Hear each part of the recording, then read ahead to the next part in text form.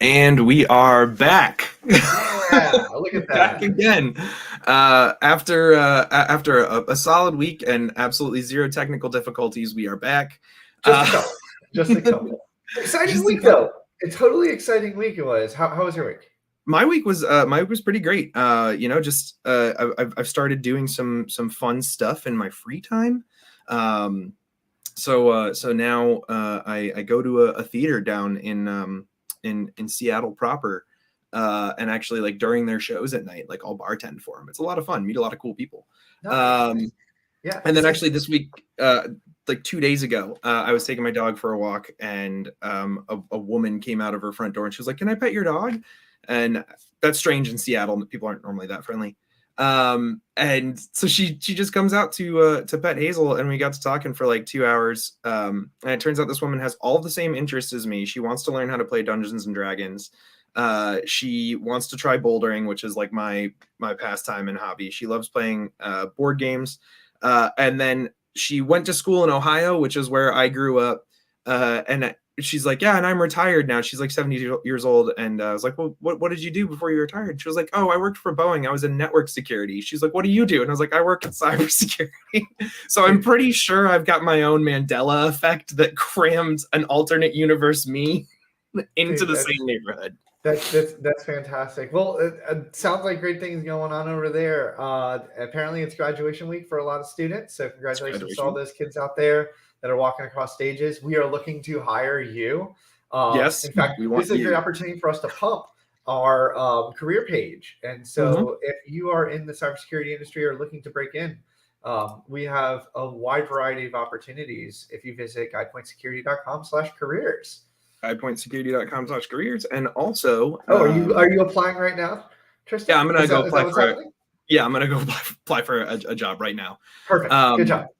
but no, actually, also there's guidepointsecurity.com/careers, but there's also guidepointsecurity.com/GPSU. And that's Guidepoint Security University, which is a initiative that we very recently launched to try and get up and coming people and people new to the industry hands-on experience with cybersecurity, and get them kind of try and get them fast tracked into things, as our part to try and help solve the Yeah. problems that we have with personnel as an industry, So No, very cool. guidepointsecurity.com/careers if you are already looking for a job, or guidepointsecurity.com/GPSU if you are interested in getting into cybersecurity. Very cool. So Or yeah, someone who is, because I assume if you're watching this stream, you probably already you're probably already good. tell your friends. So But yeah, kick off some news today. Today's let's a kick very off some news. it is. Welcome to Go for it. I'll just okay, fine. GPS Yeah, you do live it. No, it's fine. on It's not May my thing. It's your 13th. thing. Go for it. Oh, I was just doing the spooky. Ooh, Friday the 13th. It is Friday the 13th. So welcome to GPS Live for the week of May 13th. I'm Tristan Morris. And I'm Jonathan Singer. And we legally have to show you this. Views and opinions expressed by us on this live stream are our own and do not necessarily reflect the views and opinions of Guidepoint Security. Very important to get that out there. We are not the official mouthpieces of the company. This is just us having a good time and talking about stuff that happened in cybersecurity this week. In fact, a lot of things happened, apparently. We had so many stories that we have to kind of try to cram them in here. If you want to kick us off with something that actually follows up with our discussion last week with the authentication, multi-factor, and FIDO. Yeah. What happened? Yeah, so this week was the kickoff of Google I/O for 2022, their developer conference. And I've been an Android user for an extremely long time. So I usually try to carve out time to watch that, just to see what's up and coming, what kind of stuff they're working on. And also they always show some really cool tech stuff. But coming hot on the heels of the story we did last week about the FIDO Alliance and Microsoft, Apple, and Google working together to kill passwords across the net, Google at I/O announced some new security initiatives as well. Like, for one, enrolling all users in 2FA automatically, which I think is a huge push, right? I'm always a firm believer in opt-out when it comes to good programs, right? Like, just put people in it and they can opt out if they don't want it. So enrolling people in 2FA, which is obviously going to increase awareness and knowledge as people kind of like see this pop up on their screen and go to figure out what it is. But also they're bringing back Google Wallet, which they're gonna, is going to expand beyond just the Google Pay options that it has now into going into secure IDs. So like actually using it for your driver's license, your enhanced driver's license, identification, all your cards, your vaccine certifications, like all of that stuff being saved in Google Wallet. Which when I first saw, my first thought was like, hey, that's cool, but also there are a myriad security implications that can come along with that. And they dovetailed that directly into talking about protected computing, which is this new initiative that they have where across their devices and services, they are going to be taking user data, sensitive user information, and identifiable information. That's all that valuable data, though. Like all the valuable data, right? Advertisers love this, and malware loves this information. Well, they're going to take it, and they're basically going to squirrel it away so that as much processing as possible is done locally on device as opposed to cloud, is my understanding of it. I'm not a dev, so I was just watching their keynote, so I may have missed a couple of the things, but they're going to try and move that stuff on device, change where that stuff is computed, try to obfuscate links between pieces of your identifiable information so that advertisers can't build this massive profile on you, and keep that stuff in a secure containerized area of your phone, basically, so or of your device, because they also announced some other devices. Cool. So I think that's really cool, and alongside that, they're giving users a lot of control over their personal information, which is something you and I talked about, I believe, last week too, which was just like, it starts with giving people the control over things, and letting them know you can anonymize this stuff, and actually just letting them see what about them exists on their devises. So that's really cool. That was just a quick thing. We don't need to have a huge conversation about it. Yeah. But so then in that case, let's bounce right into our first story here. You want to kick it off? Bounce right into it. Yeah. So the U.S. State Department recently announced a $10 million bounty on the Conti ransom, Conti, whatever ransomware group. Bad guys. They're criminals. I don't need to pronounce their names correctly. Exactly. So the ransomware group recently attacked Costa Rica, who is a friendly nation to the United States, and it was a attack that brought down huge portions of their infrastructure. Yeah. Like really massive, massive. Exactly. What I'm seeing here is they're talking about ministries of finance and labor and social security, country social development programs, family allowance funds, or just a couple of the entities named. Like that's massive. And that's obviously like huge too, because if that attack were to go on long enough, right, the types of things that they attacked, that directly impacts the livelihood and well-being of citizens of Costa Rica, right? Like the Social Security administrations and stuff. Like imagine if our own Social Security administration went down. That is a massive portion of the population who is now wondering where money that they rely on for a living is going to come from potentially. So the State Department issued a statement saying, this attack, it severely impacted, this is a quote, severely impacted the country's foreign trade by disrupting its customs and taxes platforms, which is also a huge thing. If you can take down some key countries' ability to conduct trade and to regulate, that flow, you are actually impacting global economy at that point. I'm pretty sure I was taught once to never mess with somebody's money. Yeah, never mess with money, right? That's the biggest mistake that they made, was bringing that down. But last year the U.S. government offered some similar bounties on a few other groups. So this year they have put a $10 million bounty for information leading to the identification or location of organizers behind the Conti ransomware group. And it's I think it's, and then a smaller one, $5 million, just to double check my facts here, $5 million for anything that leads to the arrest or conviction of an individual in any country conspiring to participate in or attempt to participate in a Conti ransomware attack. Wow. So that's an extremely far-reaching, right? Like that is going a long way to say, hey, anyone who touches Conti, and wants to participate in this, no matter where they are, we'll give you $5 million if we can arrest them. Yeah. That's crazy. Pretty big. And carries on a trend, I think, that we're starting to see with, with countries kind of taking into their own hands almost to like crack down and I don't want to say deputize, but like try and get, that external help. But I mentioned that last year, the U.S. offered similar bounties on a couple different groups. One of them was Darkside, but the other group that they offered a similar bounty on was REvil. Yeah, and so are you suggesting a segue? That was, normally they're supposed to not be called out. You just kind of hop on and ride it to the next topic.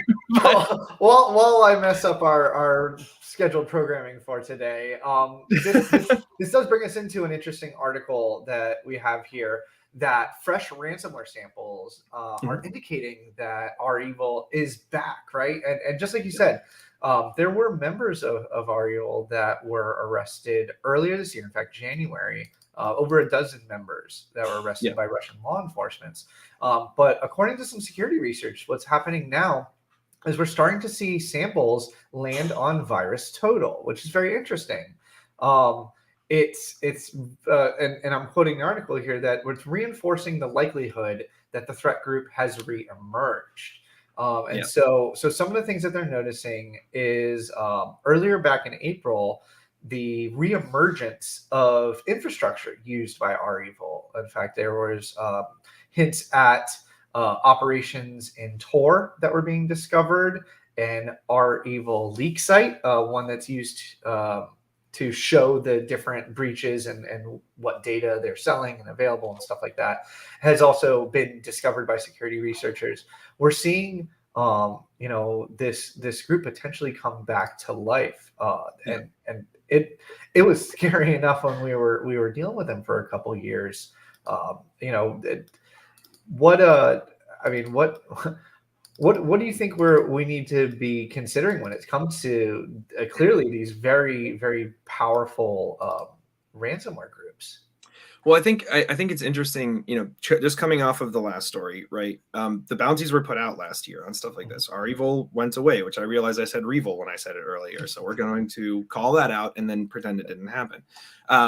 But the bounties were put out on these groups, and what I think is interesting about it is, as we see them reemerge, like, this isn't a uncommon thing. We see places like kind of fade away, rebrand, come back all the time. But with REvil in particular, they were kind of trendsetters in the ransomware space, right? to when they emerged, if I'm remembering correctly, like they were one of the first to really start diving into like multiple extortion, like where it's like, get your data back, plus also stop us from sharing it from what we stole, right? Yeah, exactly. Like, encrypt it all so that you can't access it, but also, you, like, not only if you just restore from a backup, great, we already stole it, we're going to just release it. And that changed that changed a lot of the way that like ransomware across the board behaved, and the ways that we had to respond to it. So what I think is interesting about a reemergence of a group that everyone kind of thought was dead, is we can see their infrastructure come back up. We can see samples get uploaded to VirusTotal that look similar. What we can't see until an attack actually happens is what methodologies they're going to adopt now. Right? Like, I don't think a group like this would come back. This is just, again, this is my opinion. And I'm not like some huge ransomware expert, but in my opinion, I don't think a group like this would come back and just do the same thing again. Right? It's tried and true, but there's risk in re-skylining yourself like that. So I think that they must have something that they're gonna try that will be new in the space. I think what to kind of also go on that idea, due to the location of some of the members that were arrested, and also the geopolitical stance on what's going on in the world today, it feels almost timely that cyber attacks and coordinated cyber organizations like these ransomware groups are beginning to not just maybe reappear, but actually mobilize, and it's something we all need to really consider. In fact, to really briefly touch on a bit of that, CISA, our favorite cybersecurity and infrastructure security agency here in the United States, put out a big multinational warning for managed service providers and an advisory on protection measurements to the MSPs and their customers. And when I mean multinational, I'm talking UK's involved, New Zealand's involved, and other large countries around the world. And they kind of banded together to focus on a joint advisory, right? They were talking about malicious actors. They continue to target these managed service providers because they have their arms in all of these different other organizations. So you may as well go to that supply chain. It basically, as they quote, significantly increases downstream risk to the business and the organizations they support. And so I definitely suggest everybody, whether you're an MSP yourself or utilizing one, or even considering utilizing one, do check out this CISA advisory. It is posted on CISA.gov. And also, I think that ties back. We talked last week too. It was NIST. It was the NIST story, right? About like the new updated guidelines and recommendations for your supply parties and supply chain stuff. And I want to put a pin in that really quickly. Just to mention again, like REvil emerging now, not to get like political about anything, but REvil emerging now is also kind of interesting because the members that were arrested, the 12 or dozen or so members of REvil that were arrested by the Russian government and law enforcement agencies at a time when the US and Russia were in negotiations for like a joint operation around protecting critical infrastructure. And that was huge given, the prevailing ideas that exist about where these attacks come from. That we were negotiating with Russia, and those dozen members were arrested as part of that in January. And then as a result of the invasion of Ukraine, the US backed out of those negotiations. And then REvil comes back on the scene. I am not suggesting correlation causation. I'm not saying anything like that. I'm just saying that I think it's an interesting thing to look at, that REvil emerges now and comes back on the scene now and is being detected again now after success that we were seeing in stopping them. That really speaks to the fact that it needs to be a concerted effort. It needs to be a global concerted effort, not just a single country trying to stop this for itself. We need to work together on it. This is a threat that goes against all of us. Absolutely. So some real quick words of advice from the advisory, and this should apply to everybody. Remember to always try to utilize some kind of SIM or centralized logging system for at least 6 months. Implement endpoint detection and network defense monitoring. And again, these are coming from CISA. They want you to enforce multi-factor. So Google looks like they're going to help step that up real quickly here. And then finally, include and understand the roles and responsibilities for organizational stakeholders when it comes to these kinds of incidents and exercises and recovery plans. And again, more information can be found for our viewers on the CISA website about what their suggestions are. And the sources for all these things, by the way, you can go look and read the sources for all the stories that we find there in the description of the stream. So just to clarify it really quickly, the last story that we talked about, the State Department bounties, that was on theverge.com. And this story we found on the Register. So we do have one more though. We do have one more. Speaking of ransomware attacks and things that happened a long time ago, that brings us to our third and final story for this week, which is returning to the Colonial Pipeline hack. 1 year later. Yeah, 1 year later. This isn't a huge story. That's why we put it last towards the end of the stream. But it is something to, I think, draw attention to and keep an eye on, which is that U.S. regulators. Excuse me. I should probably stop drinking carbonated things when I'm doing this stream. But yeah, U.S. regulator PHMSA, which I should have probably looked into the Department of Transportation, Pipeline and Hazardous Materials Safety Administration, which big name, right? Big name. I feel like every day I could probably learn about a new government organization with an acronym and never learn about all of them in the course of my life. Yeah. But they have proposed an almost $1 million fine against Colonial Pipeline, citing the failures that led to the pipeline hack, which was one of the biggest stories at the beginning of last year. Yeah, right? absolutely.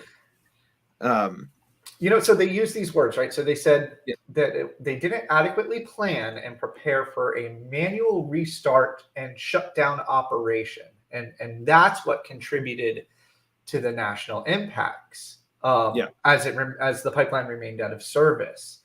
And so that's very interesting. That I guess this is definitely one of those things where, are you within your organization prepared for disaster recovery, for business continuity? How are you handling these kind of things? Do you have a preparedness plan in place? Are you trained and tested and ready to deploy this preparedness plan? And it looks like this is what the article is saying, is that these regulators are honing in on that they didn't adequately plan to handle a scenario of a shutdown, right? And so it's being brought with almost $1 million in fines. Yeah, and it's I think you pair this too with some other things that that we can look at historically and think about too. Why I think this is a big deal, and why I think it's important to hold companies accountable and hold organizations accountable on stuff like this, especially when you're at the level of national infrastructure. Look at what happened in Texas a year or two ago, right? With the winter storm that rolled through, and the power companies were not able to handle the load, and that caused a lot of mass chaos. Imagine a infrastructure company like a pipeline being attacked in conjunction with something like that, right? If you were an attacker and you already had access to a system and you were just kind of laying dormant, waiting for your moment, and something like that happened, taking out suddenly a gas pipeline and getting a gas pipeline to shut down in the middle of a weather event, you're stacking these things on top of each other and causing mass chaos. And that's the exact kind of thing that a smart adversary would want to take advantage of. So I think it's really important that we are that we are starting to take these things more seriously and call attention to it and say, hey, you have to be responsible. And it's also important again to. Oh, I'm sorry. Go ahead, Jonathan. No, I was going to plug our opportunity here where GuidePoint can help you, the organization, determine what your business continuity and disaster recovery plans are, perform tabletop exercises, not tabletop games, although I know that you're a big fan of tabletop that was actually the reason that I applied, is I saw tabletop and I got really excited. And then I found out it wasn't games. So sorry. But good start. And so if you ever have any questions in this space, or if you want to not get tagged as somebody who's adequately unplanned and unprepared, please be sure to reach out to GuidePoint Security. Yeah. And also to keep in mind too, like when you're thinking about those tabletop things, it's the kind of scenario that that you want to think about. Is that when you engage in a tabletop exercise like that, it's with people who are literally trained to think about the stuff that you probably haven't considered, and see if you have a plan for it. Just like with the Colonial Pipeline attack, it was billing infrastructure systems that were compromised. It wasn't even like the operational, SCADA and machines and technology that ran the pipeline systems. It was billing, right? Like, so you're gonna focus your security efforts, rightly so, on the things that are the most important aspects of your business, like those units that are actually controlling the flow of gas. But you still have to think about, a billing system could be compromised. A computer on a secretary's desk could be compromised, and that could lead to knock-on effects and a huge, large-scale shutdown. Awesome. And so this article comes to us from securityweek.com, and I think that wraps up our discussion for this week. I think that was a lot of fun. There was a lot going on. Yeah, there's a lot going on. As always, enjoy talking to you. As always, have a lot of fun doing this. and can't wait until, you know, this starts to grow even more and we get more people and we can talk to more people. So some of the links that we mentioned earlier, just to sum them up: guidepointsecurity.com/careers, guidepointsecurity.com/GPSU, and plenty of other resources, all of which you'll be able to find in the post for this if you're watching the video on demand. So as always, I've been Tristan Morris. And I'm Jonathan Singer. And thank you for joining us. We will see you again next week.